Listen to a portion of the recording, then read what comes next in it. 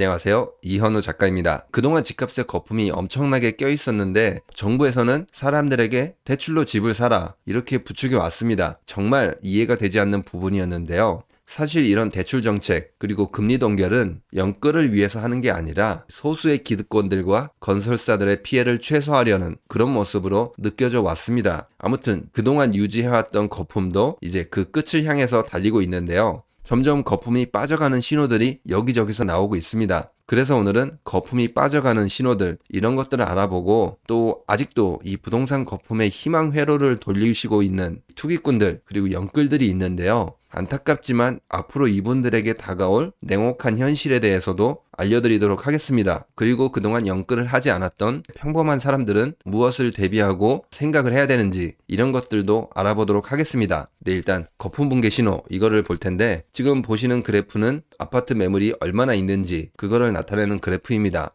제가 매물을 한 달에 한두 번 정도 체크를 했습니다. 그렇게 빨리 증가하지 않아서 천천히 체크를 했는데 최근 들어서는 매물이 증가하는 속도가 엄청나게 빠르게 증가하고 있습니다. 지금 서울 같은 경우에는 지난주에 제가 76,000 돌파했습니다. 이렇게 이야기를 했는데 벌써 78,000이 돌파했어요. 78,400입니다. 앞으로 조금만 있으면은 8만이 넘고 9만도 넘을 수 있는 그런 속도로 움직이고 있어요.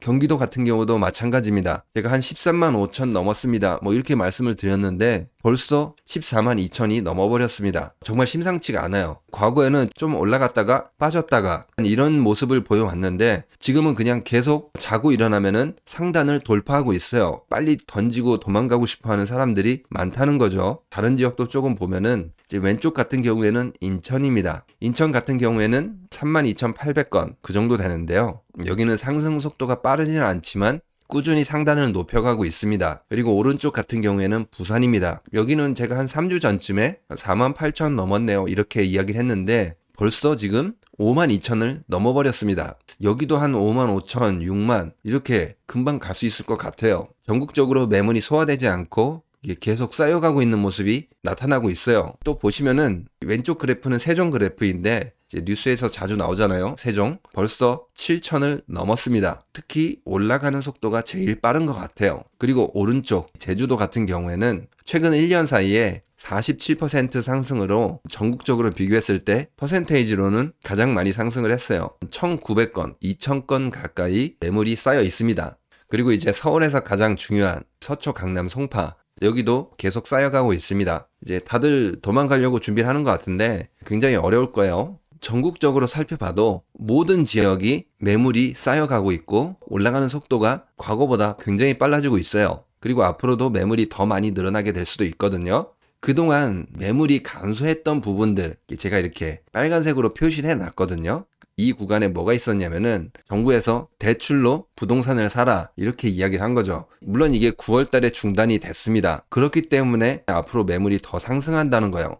부동산 매물이 감소하면서 가격도 상승했다고 언론에서 이렇게 떠들었잖아요. 그게 가능했던 이유가 이렇게 대출을 풀어줬기 때문이에요. 그런데 지금 이제 9월부터는 대출을 중단하겠다. 그러면 앞으로 결과는 뻔하겠죠. 매물이 증가하는 속도가 더 빨라진다 그 말입니다. 그리고 이제 정부도 약간 정신을 차린 것 같아요. 위험하다 이렇게 이야기를 하고 있는데 근데 제 생각에는 이건 약간 면피성 발언인 것 같아요. 여태까지 대출을 해줬잖아요. 이거 분명히 문제가 될 거다. 거품을 억지로 지탱하는 것밖에 안 된다. 이렇게 말을 했는데도 문제가 되지 않는다고 이야기를 했잖아요. 그런데 지금 말이 바뀌었어요. 근데 제 생각에는 어디서 경고를 받거나 따끔하게 혼난 것 같아요. 그러니까 IMF한테 너네 이렇게 하면 신용등급 강등해버린다. 이렇게 경고를 받았거나 이런 식으로 하면은 우리는 투자금을 빼겠다. 이렇게 어디서 한 소리 들은 것 같아요. 그래서 갑자기 좀 말이 바뀐 것 같아요. 아무튼 중요한 거는 대출로서 더 이상 거품을 지탱하는 게 어떻다는 거요? 안 된다는 겁니다. 그러니까 지금까지 한 짓이 결국에는 세금만 낭비했다 그 말입니다. 왜냐하면은 PF 폭탄이 오히려 증가를 했잖아요. 2023년 6월 금융권 PF 총액을 보시면은 133.1조입니다. 2023년 3월에 비해서 한 1.5조 조금 늘었어요. 그동안 막 돈을 쏟아 부었는데 해결된 게 하나도 없다는 거예요. 오히려 문제가 조금 더 커졌다는 겁니다. 결국에는 그동안 잘못된 방식으로 해결했다는 거예요. 문제가 해결이 안 됐으니까 이거를 구조조정을 할 생각을 했어야지 여기다 대출해 줄 생각을 했으니까 결국에는 이 돈이 투기꾼들 주머니나 건설사들 주머니로 갔겠죠.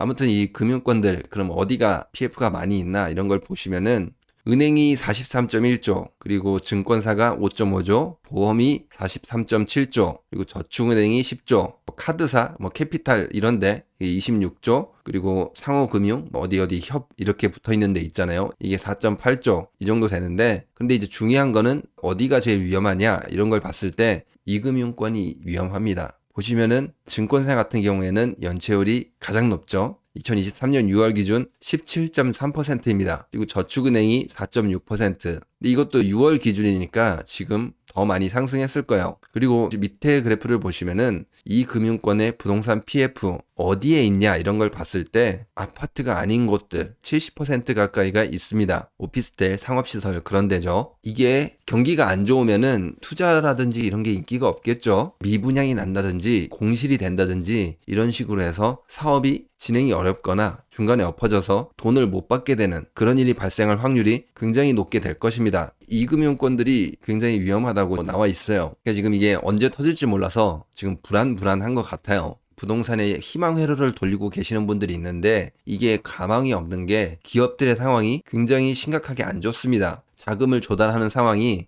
되게 어려워요, 지금. 지금 보시는 그래프는 대기업의 자금 조달 추이입니다. 지금 빨간색으로 이렇게 표시한 부분 보시면은 자금 조달이 2023년 9월까지 누적으로 해서 작년에 비해서 줄어든 모습이 보이시죠? 10조 넘게 줄었습니다. 그래도 대기업은 그나마 좀 버틸만 해요. 사실 중소기업과 자영업이 문제입니다. 지금 보시면은 이렇게 빨간색으로 점선으로 표시해 뒀는데 회색 그래프를 보시면은 어때요? 확 줄어드는 모습이 보이실 거예요. 이게 개인 사업자 대출입니다. 돈을 못 구했거나 그냥 폐업했거나 그런 사람들이 폭증했다는 겁니다. 중소기업 대출 같은 경우에도 거의 한 10조가 줄었거든요. 4분의 1 정도? 이 정도 줄었는데 중소기업도 엄청나게 힘들 거예요. 자금을 못 구해서. 중소기업, 대기업, 개인 사업자, 자영업 그동안 어려운 상황에 처해 있었는데 뭐 했다는 거예요? 부동산에 돈을 쓸데없이 때려 박았다는 거예요. 그 돈이었으면은 개인 사업자나 중소기업을 도와줬을 수도 있겠죠. 아무튼 이렇게 쓸데없이 돈을 낭비하느라 지금 경제가 많이 무너지고 있어요. 부도, 폐업, 파산이 역대 최대를 다 갱신하고 있습니다. 그동안 일시적으로 부동산에 이렇게 대출해줘서 경제가 무너진 거잖아요. 그러니까 지금 아예 다 같이 무너지게 되는 그런 스토리로 가게 될 확률이 매우 높습니다. 부동산의 거품이 더욱 빠르게 빠질 일만 남았습니다. 그러면 이제 뭘 준비를 해야 되냐, 뭘 봐야 되냐 이런 걸 봤을 때 저는 금리가 또 어느 순간에는 내려간다고 생각을 해요. 그런데 언제 내려가냐? 한 가지 확실한 거는 경기 침체가 시작이 되면은 금리는 내려가게 됩니다. 이 구간을 잘 버텨야 돼요. 그 다음에 이제 진정한 기회가 올 것인데요. 과거를 조금 살펴보면은 지금 보시는 그래프는 미국 연준의 금리와 경기 침체 구간 이런 걸 비교한 그래프입니다. 보시면은 빨간색이 미국의 금리예요. 그리고 주황색이 경기 침체 구간입니다. 보시면 어때요? 경기 침체 구간에 들어서면은 금리가 확 내려갔어요. 2000년대 초반 이 IT 버블 터지고 내려갔고 글로벌 금융위기 터지고 금리 내려갔고 이게 보이시잖아요. 그리고 그 전에는 1990년도 걸프전 미국이 이라크 쳐들어가가지고 이때도 유가가 급등을 해서 경기가 침체에 빠졌잖아요. 아무튼 과거에 이렇게 경제 위기가 오고 나서 금리가 내려갔어요.